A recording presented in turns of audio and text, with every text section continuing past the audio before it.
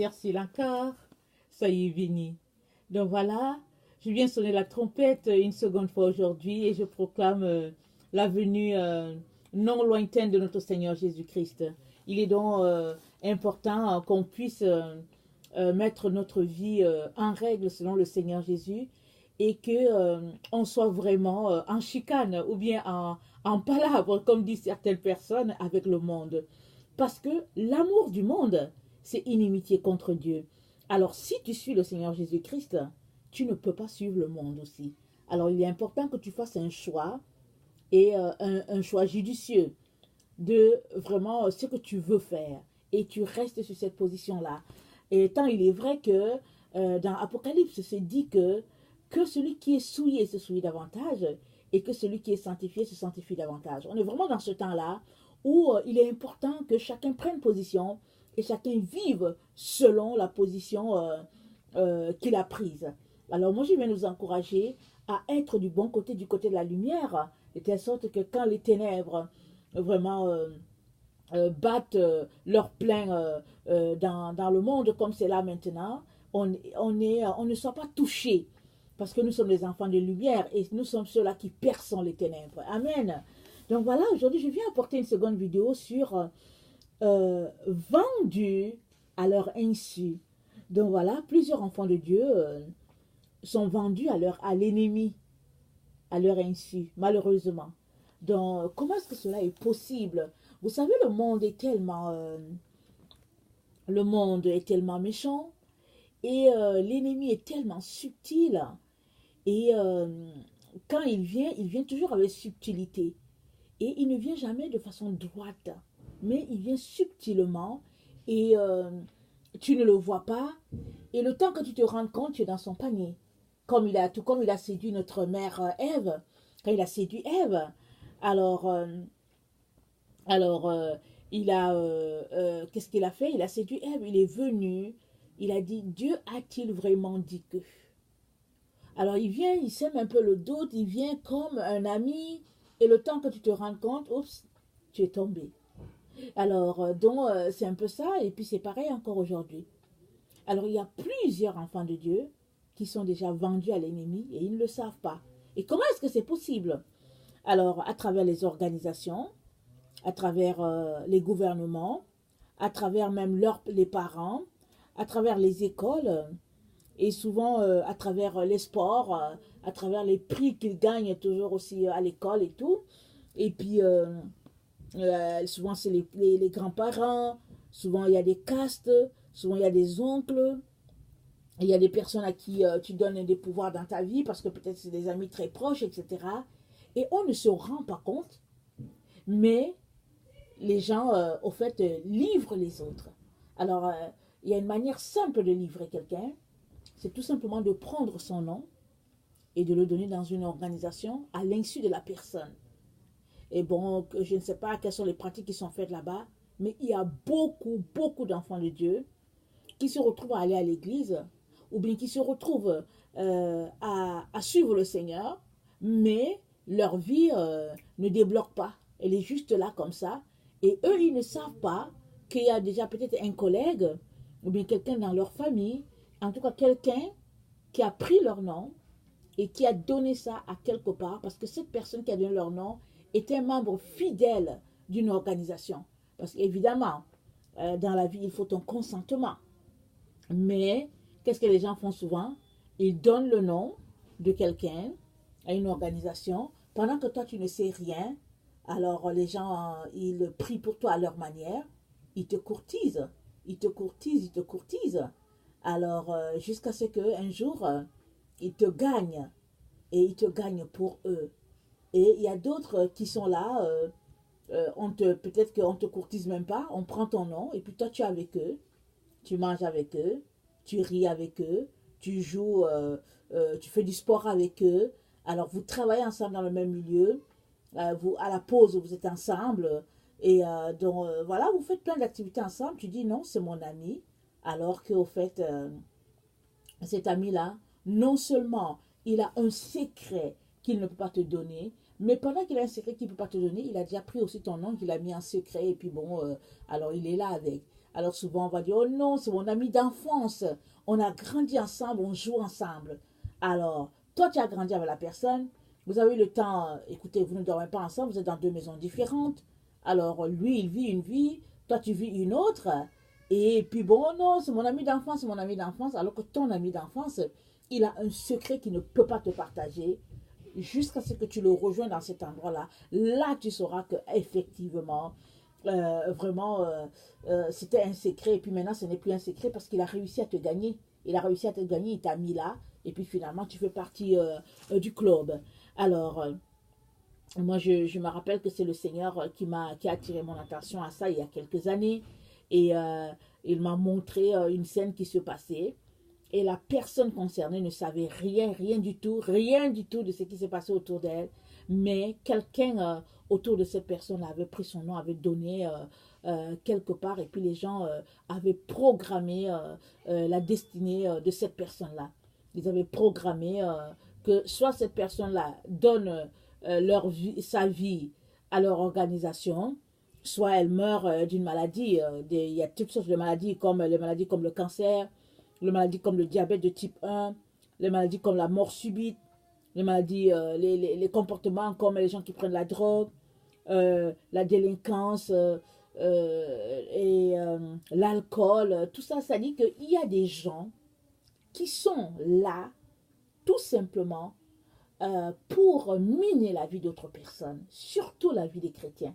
Ou bien quand ils voient une famille qui vit paisiblement, qui n'a aucun problème, qui marche selon son Jésus, alors si cette famille-là est proche d'eux et tout, alors très souvent, ils vont se servir de l'amitié qui les lie à cette famille chrétienne-là pour programmer des maladies, des comportements bizarres contre cette famille-là. Alors, pourquoi cela est possible? Cela est possible parce qu'il y a une porte ouverte. Alors, où se trouve la porte ouverte? Exemple, tu es un chrétien, tu as un ami qui est soi-disant aussi peut-être chrétien, qui va à l'église avec toi, mais au fait, il vient à l'église juste pour courtiser les enfants de Dieu. Dans le fond, il n'est pas un chrétien, il est juste un agent du diable, mais il est là. Alors, si tu connais bien ta Bible, si tu la connais parfaitement, c'est dit dans la Bible qu'il ne faut pas manger avec de telles personnes. C'est bien dit. Alors, les chrétiens qui aiment discuter vont dire, ah, mais Jésus, il a mangé avec les gens de mauvaise vie, etc., etc. Mais regardez la vie de Jésus. Chaque fois que Jésus-Christ a mangé, s'est retrouvé avec les publicains, les sadduciens, c'était pour leur apporter un message. Parce que Jésus-Christ, quand il vient quelque part, il apporte la vie et il vient te convertir. La preuve est que Zachée s'est converti alors que Jésus-Christ passait. Et Jésus-Christ est passé sur cette rue-là. Il cherchait Zachée, Jésus le cherchait. Mais Zachée, étant de petite taille, a trouvé que la seule façon de faire, c'était de monter sur le sycomore pour voir ce monsieur-là qui passe, ce Jésus-là. Alors Jésus-Christ s'est arrêté sur le sycomore. Il a levé la tête, il a dit, Zachée, aujourd'hui même je dîne chez toi. Ah, oh mon Dieu, quel privilège. Alors j'ai même la chair de poule parce que Zachée se sentait sale. Il faisait des choses qui n'étaient pas correctes. Alors il se sentait sale. Alors pensait que le Sauveur vienne manger chez lui. Il savait que Jésus-Christ était un homme pur. Il a dit, aujourd'hui je vais rembourser tout ce que j'ai pris. Et puis même je pense qu'il a dit au double ou quelque chose comme ça. Ça, c'est le véritable salut. Ça, c'est la véritable conversion. Alors c'est pourquoi Jésus-Christ allait dans les endroits comme ça. Sinon, Jésus-Christ était le plus souvent avec ses amis, les disciples, les 12, et puis les autres qui le suivaient. Jésus-Christ était avec eux. Il les formait et il était là, il était en mission. Et 3 ans, là, il était en mission. Et puis bon, il a fait sa mission, il est parti. Alors, il y a les enfants de Dieu. Quand ils lisent ce passage-là que Jésus-Christ a dit, parce que je pense que c'est même Paul qui a dit ça, et puis à un endroit même Paul dit, je l'ai livré afin que son âme soit sauvée. Il a livré le corps pour que l'âme soit sauvée. Alors, quand on lit la Bible et qu'on veut marcher selon les Écritures, on va vraiment se rendre compte que Dieu a été clair dès le début. Dieu n'est pas quelqu'un qui passe par des chemins bizarres. Non, non, non. Il a été clair. Il dit, par exemple, Quand quelqu'un ne se comporte pas bien, s'il est chrétien et puis s'il a une vie bizarre et tout, il ne faut même pas manger avec de telles personnes. Ça, c'est dit ça. Alors, excusez-moi, je n'ai pas eu le temps de fouiller le passage pour vous le donner, mais c'est clair et net. Maintenant, si toi, tu es un chrétien et que tu as un autre ami qui est chrétien, alors que cet ami qui se dit chrétien n'est au fait qu'un agent de Satan, juste pour te perdre, si tu es vraiment chrétien, Dieu devrait te montrer qui est cette personne à côté de toi. Et parce qu'en fait, souvent il va te montrer clairement la personne, souvent il va te montrer des actions que la personne pose, qui te montrent clairement que la personne a un problème. Alors si toi tu es un chrétien libéral, tu vas juste dire, bon ok, bon tout le monde fait un péché et puis tu vas laisser passer. Mais si tu es un chrétien qui marche selon le Seigneur, tu vas t'arrêter, tu vas dire, mais tiens, attends un peu, cette personne-là c'est bizarre. Voilà plusieurs fois qu'elle a posé des actes qui n'étaient pas corrects, alors certainement cette personne-là, elle ne marche pas selon le Seigneur. Et tu vas aller chercher la vérité. Tu vas aller devant le Père pour dire, papa, parle-moi. Dis-moi qui est cette personne-là, parce que je veux vraiment savoir qu'est-ce qu'elle fait. Au fait, comment se fait-il qu'elle se comporte comme ça? Et le Père ne manquera pas de te révéler la personne dans toute sa nature. Alors ça, c'est la porte ouverte. Par exemple, j'ai donné un exemple, et puis ça, c'est une véritable porte ouverte. Et une telle personne dans ta vie, elle est capable de programmer des choses négatives pour toi. Parce qu'elle sait pertinemment que tu ne connais pas les Écritures. Parce que si tu connaissais les Écritures, elle sait que tu ne marcherais pas avec elle. Parce que les agents de Satan savent que les enfants de Dieu ne connaissent pas les Écritures. Ils le savent très bien. C'est pourquoi nous sommes sans excuse. Si nous n'étudions pas notre Bible, si nous ne la lisons pas, si nous ne venons pas devant le Seigneur lui demander l'onction de son Esprit Saint pour être enseignés, alors nous sommes sans excuse.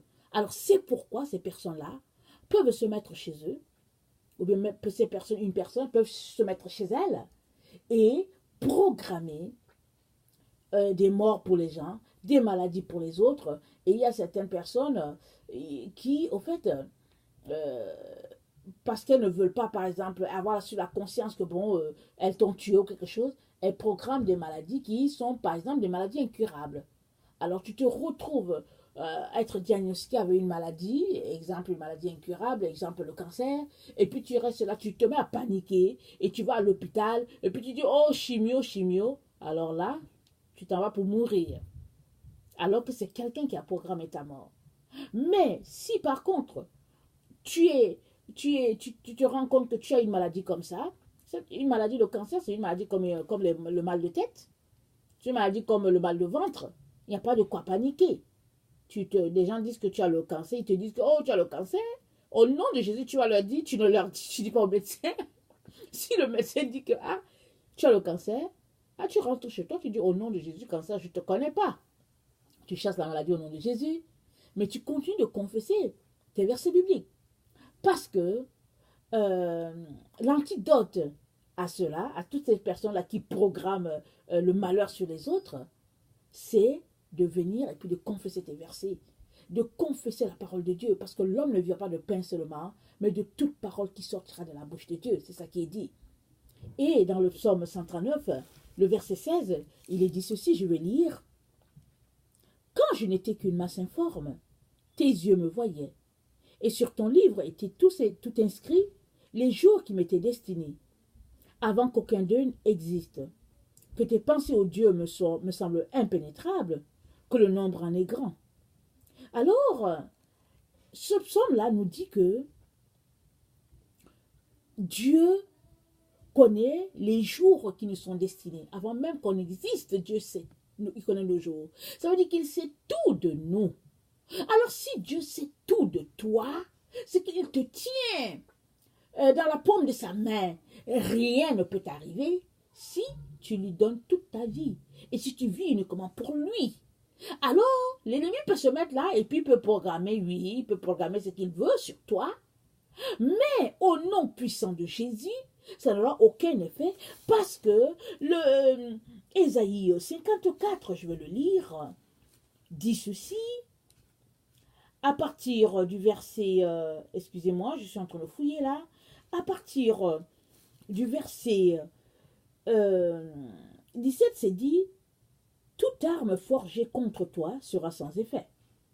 Toute langue qui s'élèvera en justice contre toi, tu la condamneras. Tel est l'héritage des serviteurs de l'Éternel. Tel est le salut qui leur viendra de moi, dit l'Éternel. C'est là. Alors si quelqu'un se met à forger des armes contre toi, la parole de Dieu dit que toute arme forgée contre toi est sans effet au nom puissant de Jésus. Et toute langue qui s'élève contre toi en justice, tu la condamneras. Alors combien de fois tu te lèves par jour pour condamner toutes ces langues-là qui s'élèvent contre toi? Combien de fois? Il est important que tu mènes une vie, je veux dire, selon la parole. Il est important que tu ne te bornes pas seulement à écouter la parole, mais que tu la mettes en pratique. C'est de ça que Jacques parle. Mettre la parole en pratique, c'est de te lever et puis d'annuler tout ce que les gens disent contre toi. Et ça prend que tu puisses travailler. Et quel travail? Ce n'est pas le travail à l'extérieur, ce n'est pas le travail à la banque, au gouvernement, etc., dans un magasin où on vend les choses. Non, c'est ça le travail. Prier, c'est un travail. Ce travail-là, c'est plus difficile que tous les autres travaux. Tout. Prier.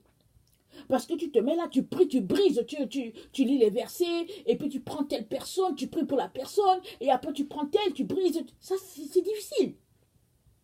Mais si tu le fais, la main de l'Éternel va te couvrir, va te protéger. Ce qui arrive aux enfants de Dieu, c'est que les enfants de Dieu vivent dans l'illusion d'une vérité quelconque. La vérité, elle est là, elle est dans la Bible, Jésus l'a dit. Mais les enfants de Dieu, ils vivent dans l'illusion parce qu'ils ne veulent pas faire leur part. Ils veulent que Jésus fasse et sa part à lui, Jésus, et leur part à eux. Jésus-Christ a fait sa part. Il est venu, il est mort pour nous, il allait jusqu'au bout. Amen. Et il est monté au ciel. Et la Bible dit qu'il est assis à la droite de Dieu le Père. Alléluia. Et il intercède pour nous. Alors s'il intercède pour toi, il faut que tu lui donnes un sujet d'intercession. Il y en a, ils s'asseyent devant la télévision. Ils passent leur journée devant Internet. Ils s'en vont dans un match, ils regardent un match. Ils s'en vont jouer aux cartes. Ils jouent au ludo. Ils jouent au Scrabble. Ils jouent au damier. Et puis, ils s'en vont devant la radio, ils écoutent la radio. Et puis, ils s'en vont se balader dans un centre commercial, les mains dans les poches. Et puis, ils font toutes sortes de choses qu'ils aimeraient. Et ils veulent que Jésus-Christ, lui, il prie pour eux. Depuis quand on a vu ça, même dans la vraie vie, si tu as un enfant et que ton enfant fait ça, est-ce que toi, tu seras content?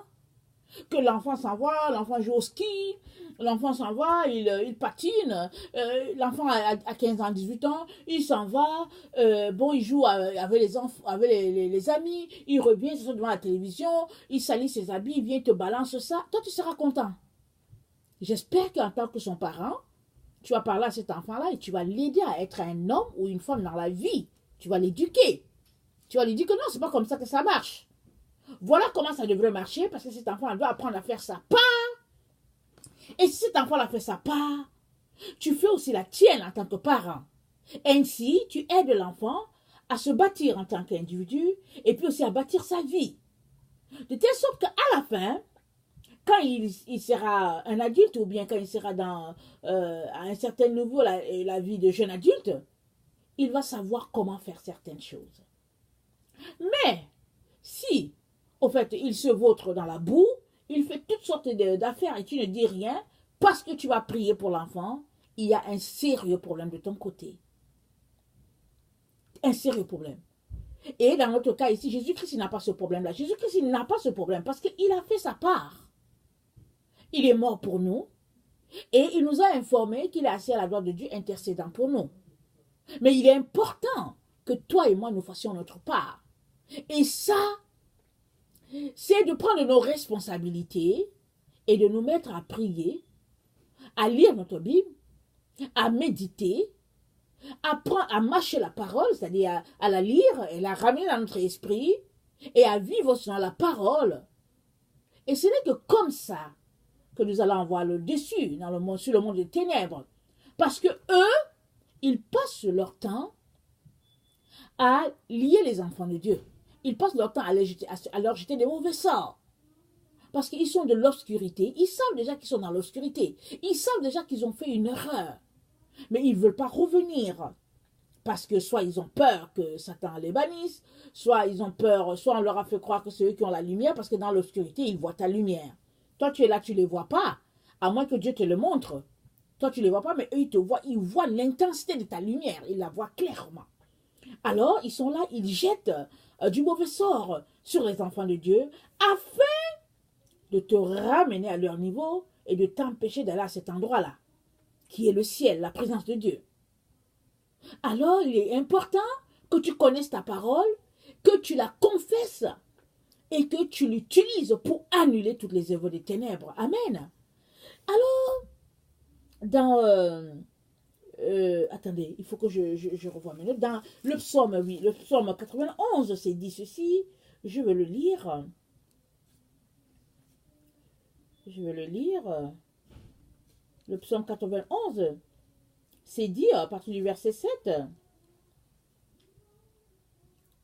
Attends, à partir du verset 5. Tu ne craindras ni les terreurs de la nuit, ni la flèche qui vole de jour, ni la peste qui marche dans les ténèbres, ni la contagion qui frappe en plein midi. Que 1000 tombent à ton côté et 10 000 à ta droite, tu ne seras pas atteint. De tes yeux seulement tu regarderas et tu verras la rétribution des méchants. Car tu es mon refuge, ô Éternel. Tu fais du Très-Haut ta retraite.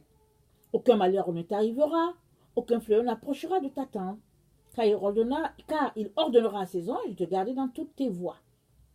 Donc voilà, une telle personne qui, c'est dit dans le verset 9, il dit, car tu es mon refuge, ô Éternel, tu fais du Très-Haut ta retraite. Alors, une personne qui fait du Très-Haut sa retraite, je ne vois pas comment l'ennemi va venir l'atteindre. C'est dit que comme 1000 tombent à ton côté, 10 000 à ta droite, tu ne seras pas atteint. De tes yeux seulement tu regarderas. Ça ne veut pas dire que l'ennemi ne doit pas envoyer ses flèches. Il va les envoyer. C'est son travail d'envoyer les flèches. Mais ton travail à toi, c'est de ne pas craindre, c'est de regarder seulement avec tes yeux. Et pourquoi tu regardes avec tes yeux? Parce que tu demeures sur la bulle des Très-Hauts. C'est à l'ombre des ailes de l'Éternel que tu demeures. Et parce que tu demeures à cet endroit-là, l'ennemi ne peut rien te faire. Dieu est ta protection. Regardez un peu les poussins. Quand ils sont sous leur mère, la poule, qui peut venir là-bas? Essaye, la poule va venir te piquer avec son bec. Mes grands-parents venaient poulailler et tout ça. Alors la poule va venir, elle va te piquer. Alors tu regardes, tu te dis, waouh, finalement elle est virulente. Parce que la poule qui paraît inoffensive, si tu t'approches de ses poussins, tu vas voir. Mais Dieu, il n'a pas besoin de faire le travail de la poule. Il est Dieu et il protège ses enfants. Mais si toi tu es là, tu te dis que bon, ok, Jésus intercède pour moi, Dieu me protège et puis tu fais ce que tu veux, alors il y a un problème. Ça veut dire que tu n'as pas compris les Écritures. Et si tu passes ton temps à t'asseoir devant la télévision, Internet, et puis toutes ces choses-là que le monde aime, et tu ne fais pas ton devoir à toi, ou bien tes devoirs, alors arrête de te leurrer. Arrête de vivre d'illusions en te disant que, ok, Dieu va faire, il va me protéger. Lui, il n'a pas de problème à vouloir te protéger, mais c'est toi-même qui ne te donne pas l'occasion de te protéger par Dieu. Dans ce sens que tu te vautres dans le péché, tu te vautres dans la vie du monde, et aussi tu veux de Dieu. C'est pourquoi il est important que chacun d'entre nous puissions choisir. Qui veux-tu servir? Dieu ou maman? Dieu ou le monde? Alors, une fois que tu as choisi, demeure sur ta position. Et moi, je te conseille de choisir Dieu, alléluia, parce que c'est là-bas qu'il y a le bonheur. Amen. Alors, je te conseille de choisir Dieu. Et une fois que tu choisis Dieu, tu restes à l'ombre du Très-Haut. Tu vis là, tu demeures là. Le psaume 91, c'est un psaume que tous les chrétiens, ceux-là qui marchent sur le Seigneur, le récitent à tous les jours, au moins une fois par jour. Sinon, ils le récitent plusieurs fois. Alors ceux-là qui marchent sur le Seigneur, ils récitent ce psaume-là à tous les jours, ils le lisent et ils portent leur armure d'Éphésiens 6 à partir du verset 10. Sur la tête, le casque du salut, à tes pieds, comme chaussure le zèle de l'évangile de paix, tu portes la cuirasse de la justice comme vêtement sur toi. Alors tu mets ta ceinture à tes reins, la ceinture de la vérité. Tu as le bouclier de la foi d'une main, l'épée de l'esprit de l'autre, afin d'éteindre tous les traits enflammés de l'ennemi. Et tu te couvres du sang de Jésus-Christ. Alléluia. Quand les gens te voient dans le monde des ténèbres, ouh là là, le feu, ils voient juste le sang qui est sur toi. Ils disent terrible. Ils te regardent, ils voient que tu es un véritable soldat de Jésus, une véritable soldate de Jésus. Alors, ils ne s'amusent pas. Mais ils vont quand même essayer d'envoyer leurs flèches. Ils vont essayer d'envoyer les flèches. Mais si tu te lèves, et puis bon, tu bailles, et puis tu sais, à peine si tu laves même ton visage, tu ne mets pas ton armure, tu ne mets pas ton sang sur toi, tu n'as pas le temps. Dès que tu te lèves, tu vas sur Internet pour savoir ce qui s'est passé, ou tu vas tu regarder ton cellulaire pour savoir qui t'a écrit. Et puis, bon, ou bien tu appelles, et puis tu as plusieurs cellulaires. Il y a des gens qui ont 2-3 cellulaires. Un des cellulaires, c'est pour les gens de l'Asie. L'autre, c'est pour l'Afrique centrale. L'autre, c'est pour l'Afrique de l'Ouest. Et puis, un autre qui est là pour les gens de l'Amérique du Nord. Alors, ils sont assis chez eux. La table est là. Et puis, chaque cellulaire est là. Quand le cellulaire sonne, oui, allô. Et puis, il raccroche. Et puis, quand ça sonne de l'autre côté, il dit, oh, est-ce que je veux te laisser parce que j'ai l'autre ligne qui sonne. Et puis, oui, allô. Comme si c'était, comment on appelle ça, quelque chose d'important. Comme si c'était, je sais pas, de l'or. Je sais pas. C'est juste de la distraction, excusez-moi. Excusez-moi de le dire cru comme ça. C'est la distraction. C'est Satan qui est en train de te distraire. Tu es en train de perdre ton temps, en train de perdre ton énergie. Parce qu'un jour, tu te tiendras devant Dieu et Dieu va te poser des questions sur le temps que tu as passé. Parce que l'amour, s'il te plaît, si tu ne le sais pas, ça s'exprime en temps. Si tu aimes Jésus, écoute-moi bien, si tu l'aimes, tu passes du temps avec lui. Tu ne passes pas du temps en train de flâner dans les centres commerciaux, les mains dans les poches. Il y a des personnes, elles se lèvent, elles vont au centre commercial parce qu'elles ont prévu qu'elles veulent s'acheter une chaussure, exemple. Et puis, il y a une autre personne qu'elles ne connaissent pas du tout, qui vient aussi dans notre pays, alors qui a aussi décidé d'aller au centre commercial pour s'acheter un rasoir, exemple. Les deux arrivent, ils se rendent compte que, bon, ils sont des étrangers dans un pays de blancs. Alors, un pays occidental. Alors, 2 Africains dans un pays occidental. Ils arrivent dans le centre commercial. Ils ne se connaissent pas. Ils se disent bonjour. Au lieu de continuer leur chemin, ils s'arrêtent là au carrefour. S'ils se sont rencontrés à 14h, ils bavardent jusqu'à 17h. Alors qu'ils ne se connaissaient pas. Et après, ils se disent au revoir. Ils oublient même qu'ils sont venus acheter ce qu'ils sont venus acheter. L'un oublie qu'il est venu acheter la chaussure. L'autre oublie qu'il est venu acheter le rasoir. Et puis voilà, ils ont perdu le temps. Ils ont gaspillé leur temps. Et puis bon, voilà, ils retournent chez eux. Et puis bon, voilà. Excusez-moi. Je ne suis pas en train de juger ce qui se passe. Mais je suis en train de pointer un fait. L'amour s'exprime en temps. Comment est-ce qu'on gère notre temps? Parce que le jour qu'on sera devant Dieu, Dieu va nous poser des questions. Et il va nous montrer comment on a géré notre temps. Si tu l'as bien géré, ta récompense sera en fonction.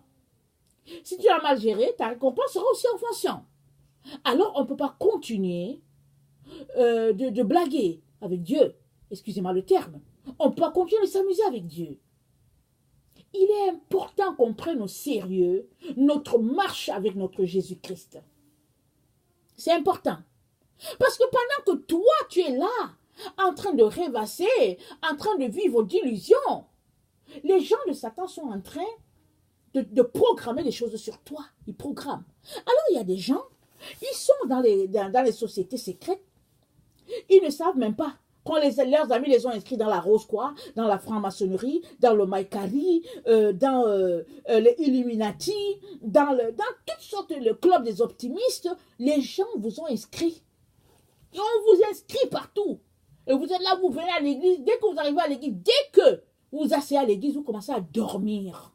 Vous ne savez même pas pourquoi vous dormez. Les uns. Et d'autres, ils savent pourquoi ils dorment, parce qu'ils ont passé toute la nuit à parler au téléphone, ou bien ils ont passé la nuit en train de regarder un film, ou bien ils ont passé le temps en train de causer avec des amis, et le dimanche matin, ils viennent s'asseoir, et puis bon, dès qu'ils s'asseyent, alors on commence à ronfler. Déjà que ce n'est pas à l'endroit, ce n'est pas à l'église qu'il faut aller s'asseoir si on veut rencontrer vraiment Dieu, parce que Dieu, ça se rencontre chez soi. il y a longtemps, peut-être qu'il y a 6 ans ou 7 ans, j'ai écouté le témoignage d'un pasteur en ligne qui disait qu'il a cherché le Seigneur, il l'a cherché, il l'a cherché, il l'a cherché jusqu'à il était rassasié. Finalement, il a trouvé Jésus-Christ dans son salon. Parce qu'il avait un peu d'argent, alors il voyageait. Il partait à gauche, il partait à droite, il allait ici. On disait Jésus ici, il courait par là. Finalement, sous le conseil de sa femme, il a trouvé son Jésus-Christ dans son salon. Pourquoi? Parce qu'il a décidé de prendre sa Bible, de se mettre à genoux, de venir dire Seigneur Jésus, je veux de toi.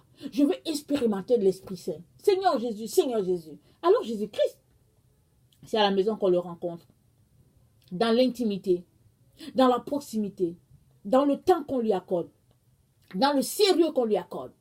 C'est là qu'on le rencontre. Et une fois qu'on le rencontre, on range sa vie.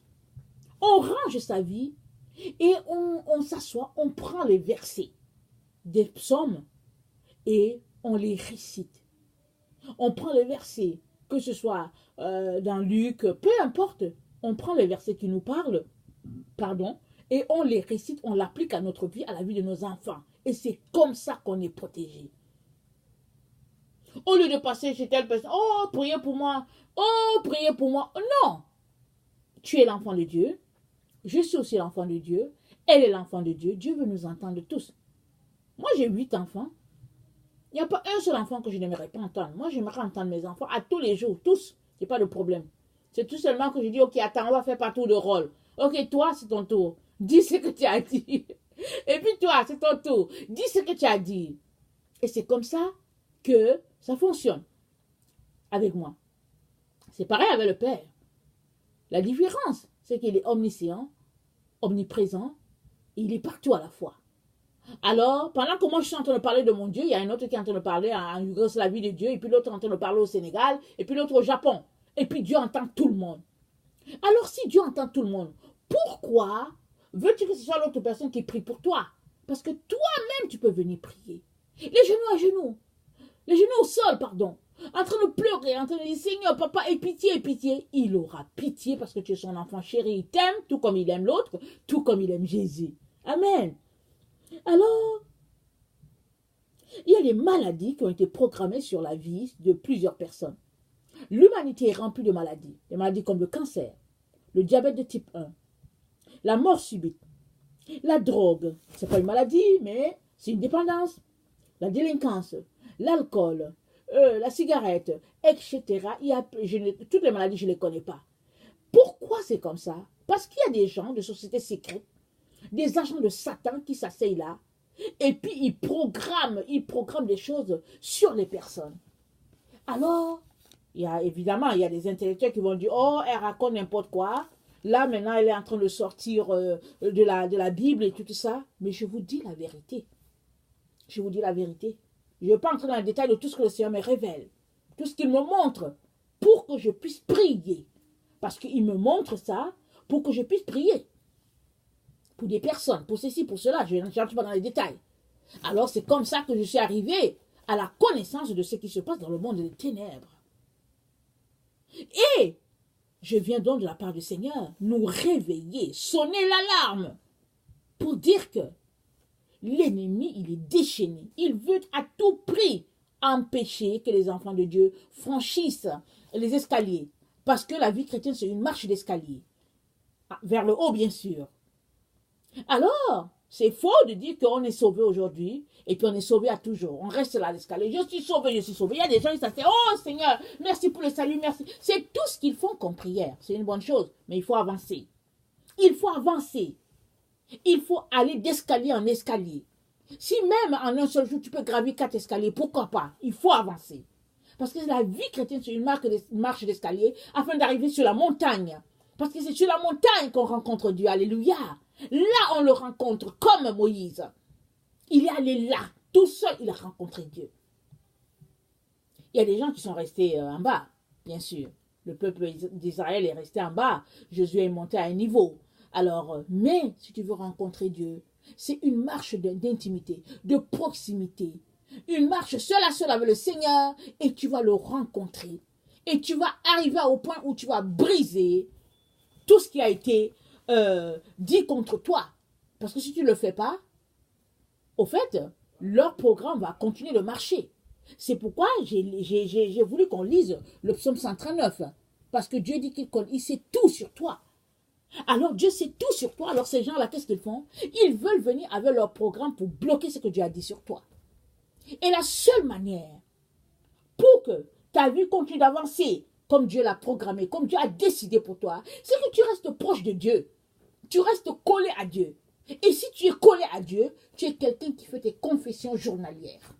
C'est-à-dire, tu te mets là, merci Seigneur pour ton sang qui me couvre. Toute arme forgée contre moi est sans effet. Alléluia. Celui qui est en moi est plus fort que celui qui est dehors. Et puis, que 1000 tombent à mon côté, 10 000 à ma droite, je ne serai pas atteint.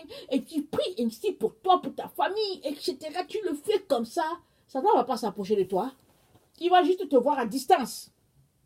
Et il va attendre. Il va attendre espérant qu'à un moment donné, tu vas un peu te refroidir. Et il va venir encore. Parce que la Bible dit que quand Satan veut tenter Jésus, et puis Jésus l'a refuté, c'est dit qu'il a attendu à une autre époque, à un moment favorable. Alors c'est comme ça les tactiques de l'ennemi. Il ne se sent jamais vaincu parce qu'il veut détourner l'enfant de Dieu de la voie que son Père a prévue pour lui. Et toi, qui es son enfant, tu dois te lever et tu dois proclamer haut et fort ton appartenance à Jésus. Et ça, c'est par ta vie, ta marche de tous les jours selon la parole de Dieu. Parce que la parole de Dieu, on ne se borne pas à l'écouter, on la met en pratique. Voilà. Alors que le Seigneur vraiment nous fortifie, qu'il nous donne vraiment de pouvoir changer nos habitudes, de sortir de la paresse spirituelle et de nous mettre à faire nos devoirs.